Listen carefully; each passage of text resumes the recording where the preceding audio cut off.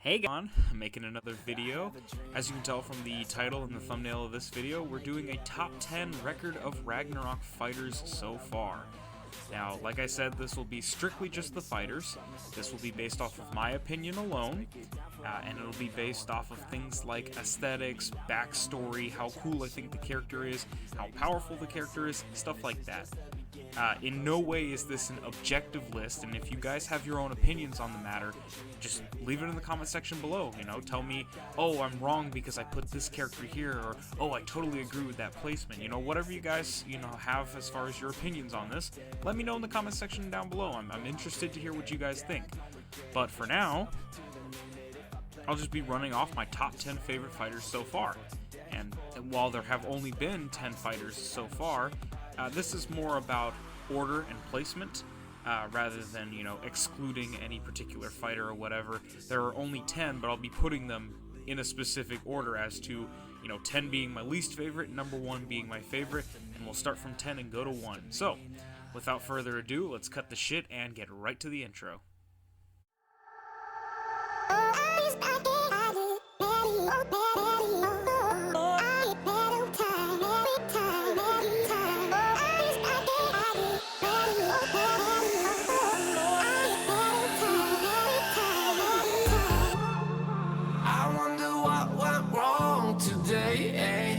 Why do I feel like I linger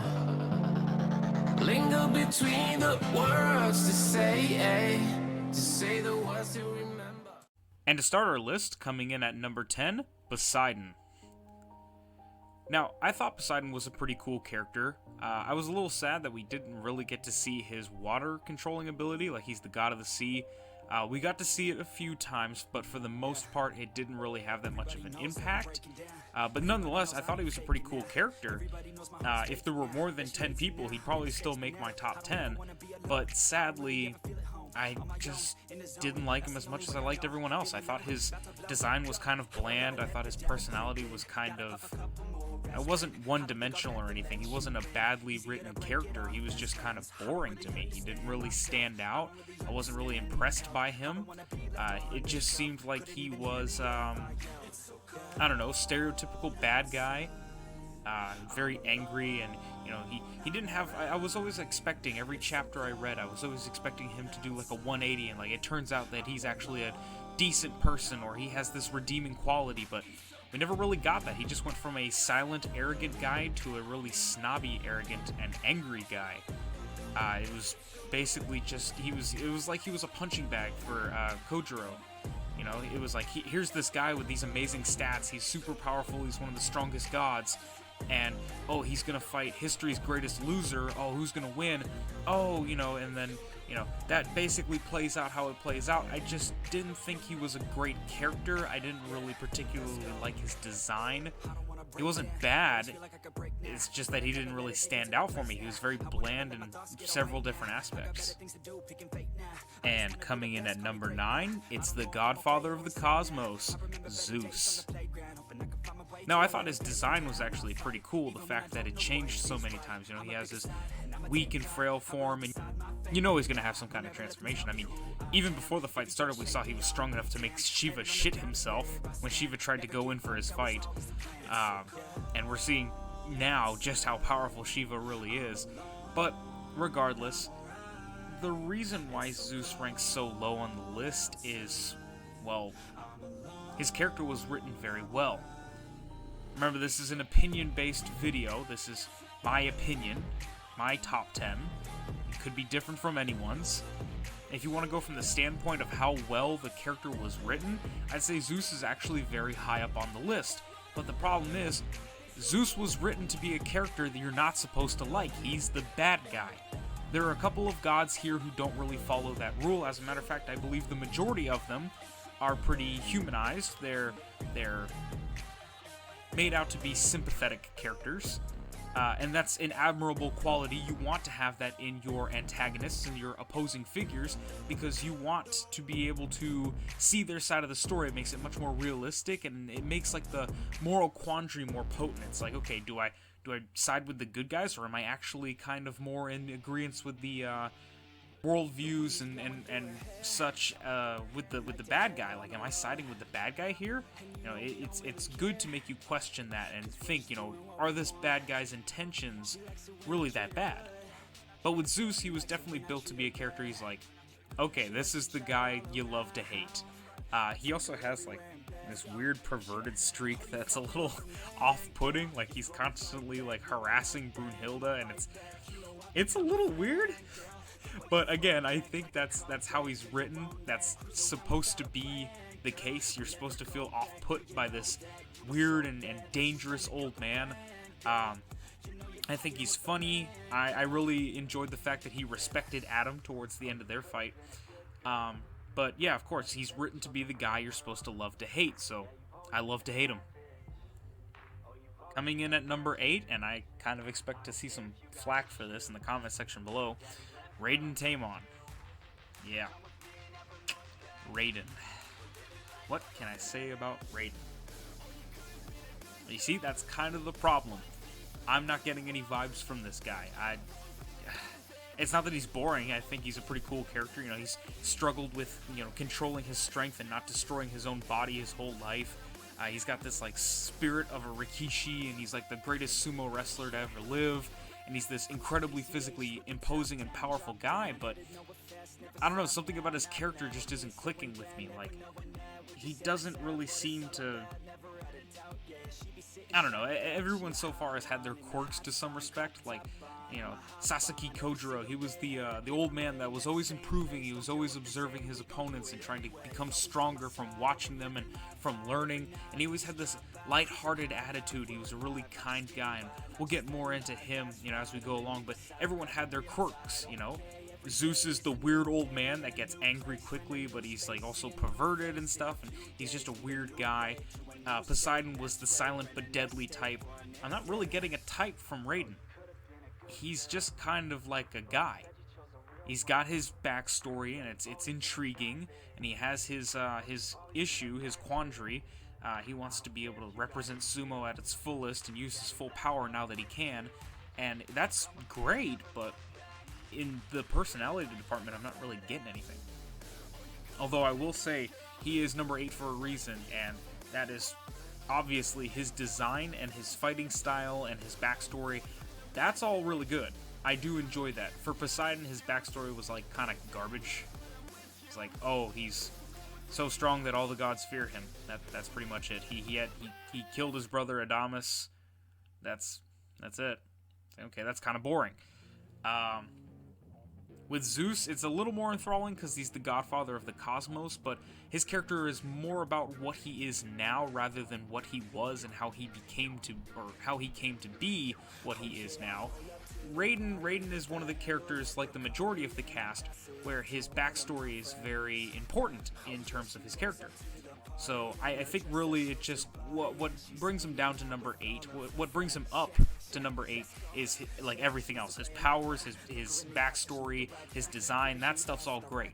But his personality, it really bothers me how I'm not getting a vibe from him. I don't really understand, like I can't say I don't understand his motivations, but I don't know, something just doesn't click with me. It's my personal list, like I said. I can't really put into words how I feel about this guy. I'm struggling, I'm at a loss for words, but I just don't feel the same passion about him as I do about the other characters. Coming in at number 7, Jack the Ripper. A little bit lower on the list than I would have expected, and you know what?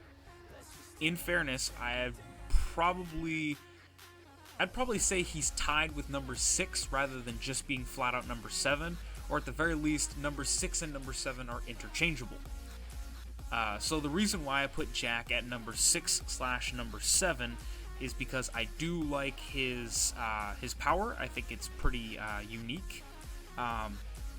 It's maybe not as special as what I was expecting, but I do think it's totally on brand for the character. I think his design is also on brand for the character. And you know, it's to be expected to some degree that he would look the way he looks. But what really made him such an awesome character for me was his backstory. This was one of the characters. There are, for me, two characters that, like, their backstory makes the character. And Jack is definitely one of them. His backstory has so much to do with, like, his character motivations. You really, like, sympathize with him. You learn, like, it's not exactly an original kind of backstory where he's, like, an orphan and outcasted and, you know, disowned by his father. His mother was only using him to try to get the father to love her, and now he's truly alone in the world, and he kills people, and everyone thinks he's a monster, and it only gets worse. It's not exactly an original backstory, but it was really compelling, and I really was feeling for Jack, and it was especially enjoyable, the dichotomy between Hercules and Jack, how, like, they were fighting to kill each other and, you know, what have you, but eventually they became friends through the process of the fight as you began to learn their motivations and understand their personalities. So that was really cool. Really liked Jack.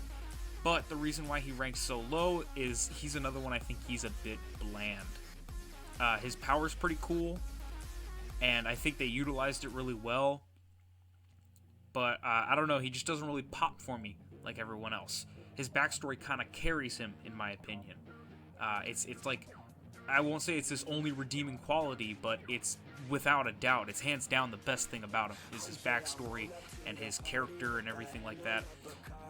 So yeah, that's Jack coming in at number 7/number 6. And the individual that will be sharing this spot, this number 7/number 6 spot with Jack the Ripper, will be Lu Bu. Now I gotta say, Lu Bu, in terms of what really brings him to this position, I would say it's maybe not quite the opposite of Jack, but quite different.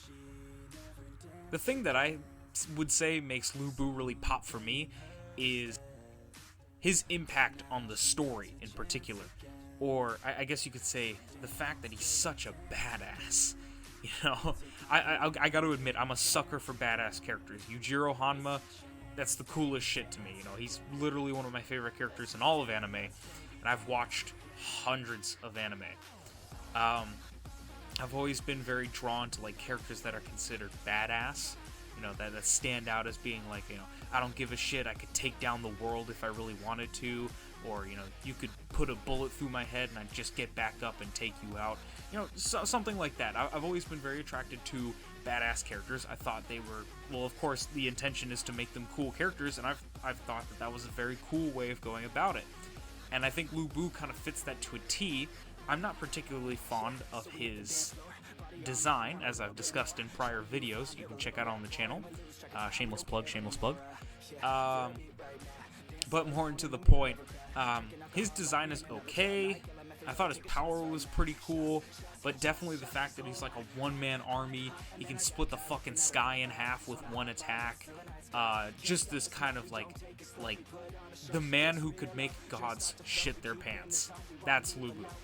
And I find that just phenomenal. That is such a cool thing, and I really hope that they flesh him out to a respectable degree in his spin-off manga, so that I can bump him up higher on the list and make him a character that I enjoy even more, because the higher these characters are on the list, or the more characters that are higher up on the list, the better it is for the manga. If I think everybody is worth the number 1 spot, well, that sucks for me because I gotta make a top 1 video, but that would be great for my manga viewing experience. Coming in at number 5, Shiva. Now, if I had to pinpoint one particular reason why I enjoy Shiva so much, it's his personality. He's very charismatic. He's very joking around kind of guy. He's very lighthearted. He brings a lightheartedness to this kind of dire tournament where it's like the fate of the entirety of humanity versus these gods, you know. I do enjoy that. I really respect the relationship and backstory they've built for Shiva with his fellow gods, how they're supporting him from the sidelines, and how he's carrying the weight of all 1,116 gods on his shoulders, and he's got that cool transformation he just achieved recently in the manga. He's such a cool character to me. Very cool design, very cool and unique design. I do enjoy his design. I think his powers are very interesting. I love his backstory. I think it's, like I said, it's a very well constructed backstory, and it makes me identify with him, which is what you want in a character you're supposed to be sympathetic for. And obviously that's the angle they're working here, because we have his fellow gods showing up to support him. And I think his relationship with his fellow gods is a very, very potent part of his backstory, and it makes us see him through the eyes of people that he has proven himself to, and who he has grown to build a very, very substantial repertoire with, a very potent relationship with. So I think he is definitely the standout between him and Raiden, for myself personally. We do see Raiden's relationship with the other sumo wrestlers, but I don't feel like it's as deep a connection as what Raiden has with, like, the fellow gods in his pantheon. He considers them to be like brothers. So Raiden definitely, in my opinion, deserves to be at least halfway up the list. We'll see how it goes from here, but for now, that's where I'm placing him. Coming in at number 4, it's your boy, Thor. Yeah. Thor, I must admit, he is also carried by something. I do enjoy the dichotomy in his character, how he, kind of, at one time he'll be giving off Lee vibes, as I called them in my video. He's just kind of blank, doesn't really care about what's going on, seems bored and uninterested, and then when he gets into a really good fight against a really strong opponent, he's having a great time. He goes into like a Blood Knight, berserker mode. He's also like a badass. Like the Jotun were coming through and killing everybody in Asgard, and he just kind of goes out there and murders them all, and he's like, this shit is fucking whack. This is so boring. That's cool to me. I enjoy that. That's another example of a classic, like, badass character. Very similar to Levi in that aspect too, because normally he's just kind of like, whatever, I don't really care about what's going on. But once you see him in action, it's goosebumps all over your body. It's like, oh my god, he just killed like 40 titans with one slash. Jesus Christ. But yeah, I mean, I do enjoy that about Thor. And I do like his powers. His powers are very cool. I do like how he incorporates his kind of, his main spiel as the god of thunder. He's got his lightning. But the thing that really carries him, it's his design. He is one of the coolest designed characters in the entire show. If not the coolest designed character in the entire show. The long, bright red hair, the yellow irises with the black sclera, the lines he has across his body that kind of looks like Shiro Emiya's magic veins that he lights up to project things.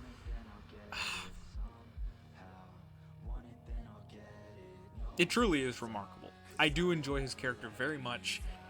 Now that being said, I can't in good conscience place him in top 3 because I moderately enjoy his powers, and I think his backstory is pretty badass and cool, and his personality is enjoyable to me personally, but his appearance is just like off the walls best one. I can't in good conscience put him in top 3 just because he has like this amazing appearance. His aesthetic is great, but it's not top 3 material.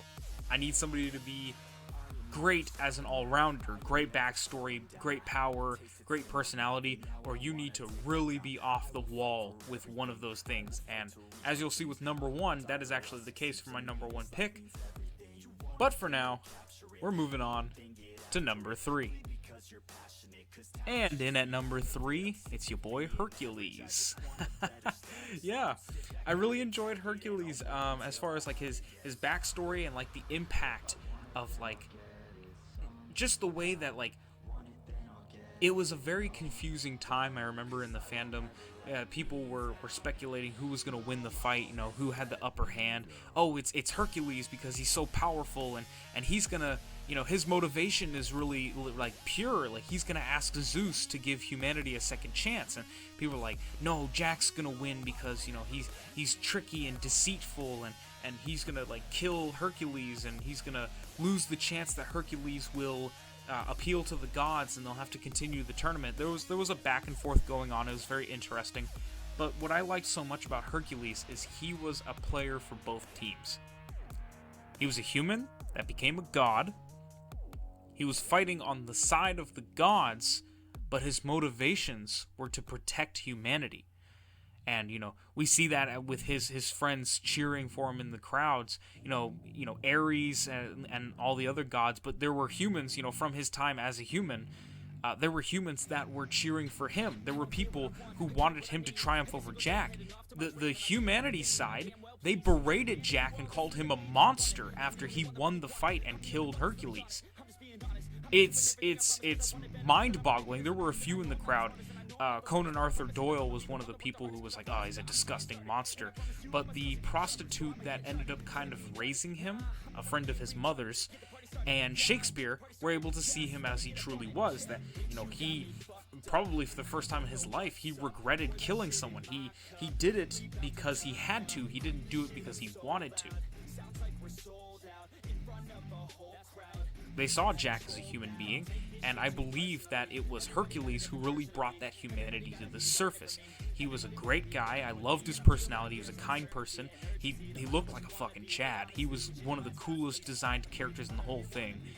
His powers were murder tattoos. That shit is so cool.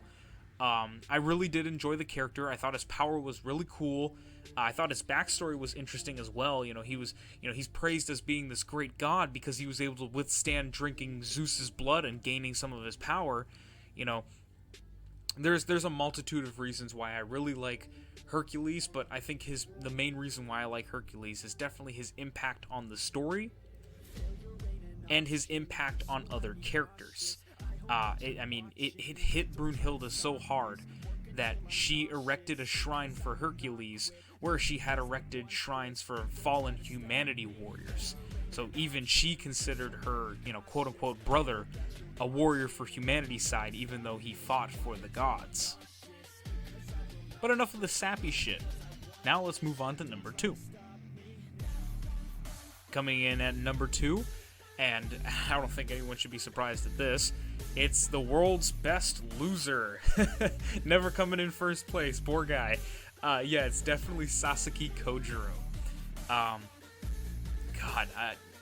I'm a big fan of Baki. You guys know this. It's my main shtick. It's almost the main focus of my channel. I dare say it is the main focus of my channel, but we'll see where it goes from here.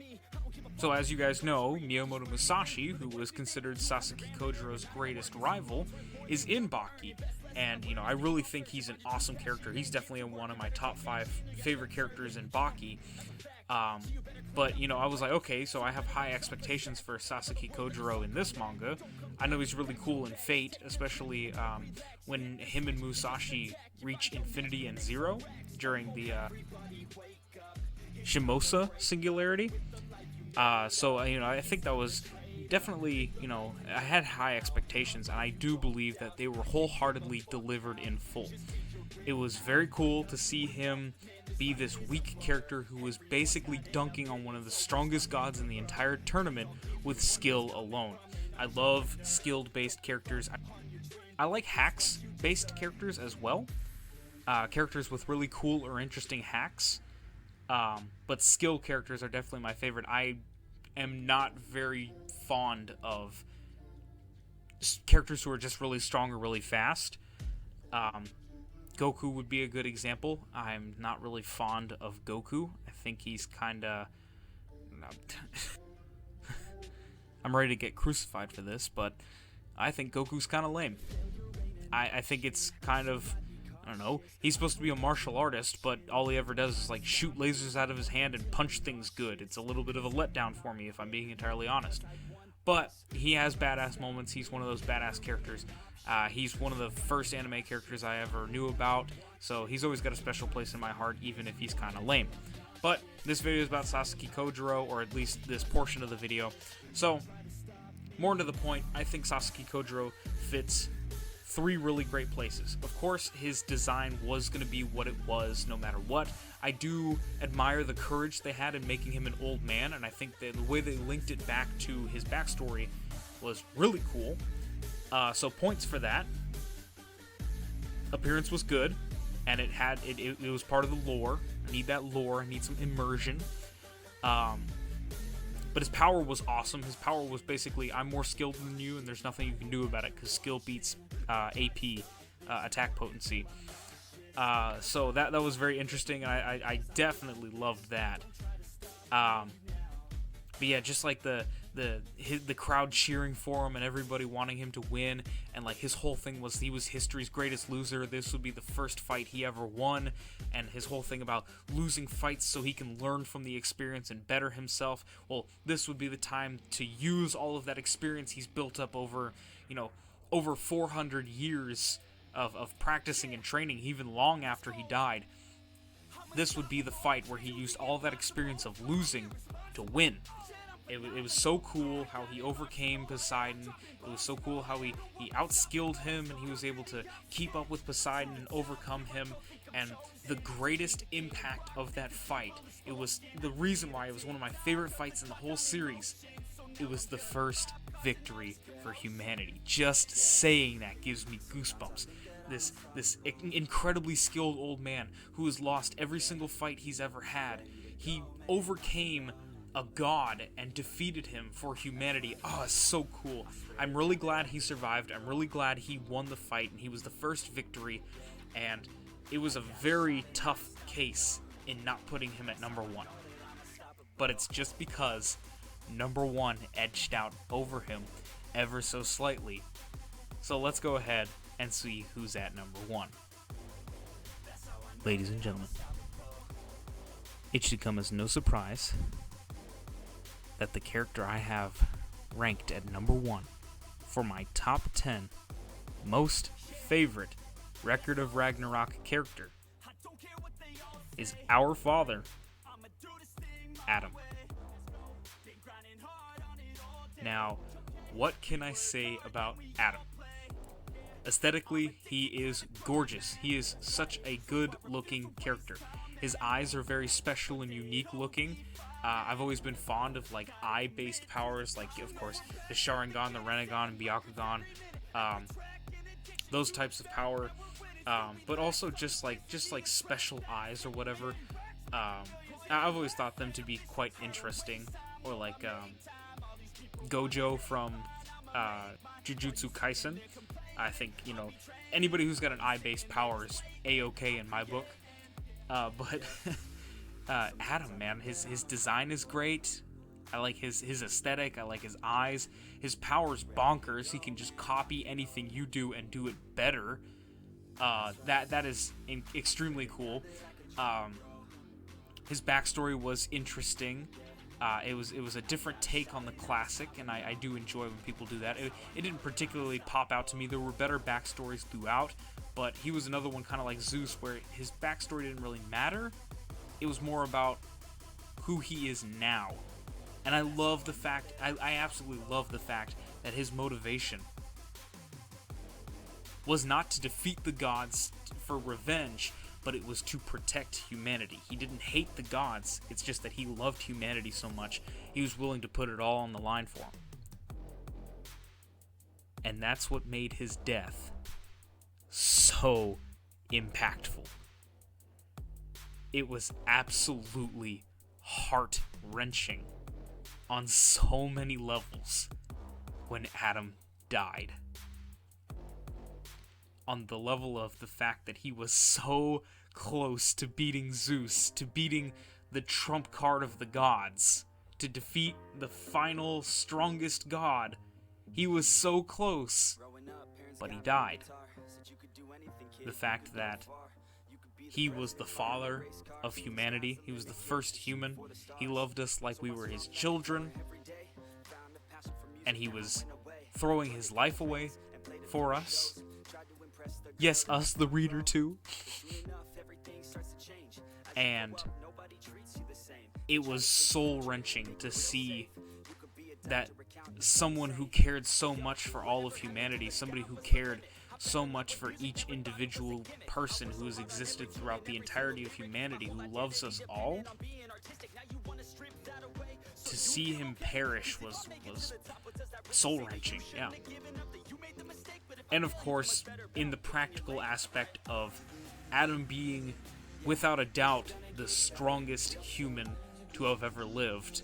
He was our trump card. He would have, I am 99% sure that against any other god, against Poseidon, Hercules, Shiva, any of them, Thor, and any of the ones that we will come to see later on in the fight, I am not only 99% certain, I won't say 100, but 99% certain, and I am making this prediction, as to the rest of the gods as well, that Adam was definitely going to be able to beat any other god except for Zeus. He would have won his fight against any other god. It was the strongest human versus the strongest god. And just that impact and stuff of that fight, I initially, when I started the series, I was following along with Sasuke Kojiro versus Poseidon when it was coming out, and I was like, wow, this is really cool. And I finished the fight. I was like, okay, while I'm waiting for the next fight to kind of unravel, I'll go back and start from the beginning. And I did, and I watched Lubu versus Thor, and I was like, oh man, that was fucking dope. That was the coolest shit I've ever seen. Oh, Lubu's head is fucking gone. It was really cool. But Zeus versus Adam, man. Zeus versus Adam is what got me hooked on the series. That shit was wild. People are out here exceeding the speed of light, stopping time. Adam's just out here balling out of control, doesn't even need a Voland. He just smashes Zeus in the face, and he's like, "Yo, you just gonna have to deal with that."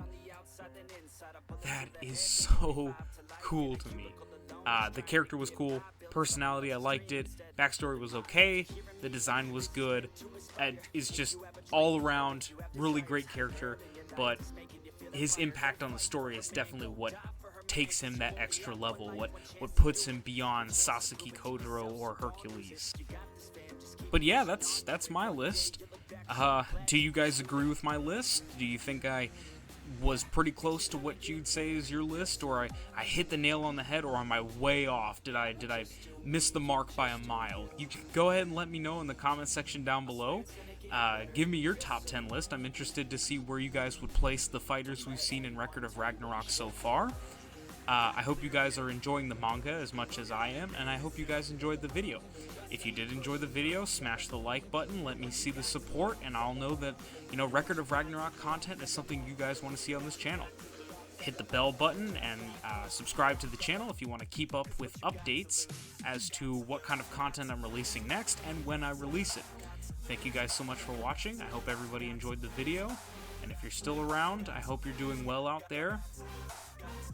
I know not everyone sticks around to the end of every single video, so this will be a special moment for just you and me. Yeah, special moment. All right, get the fuck out of here. I'll see you guys later. Peace.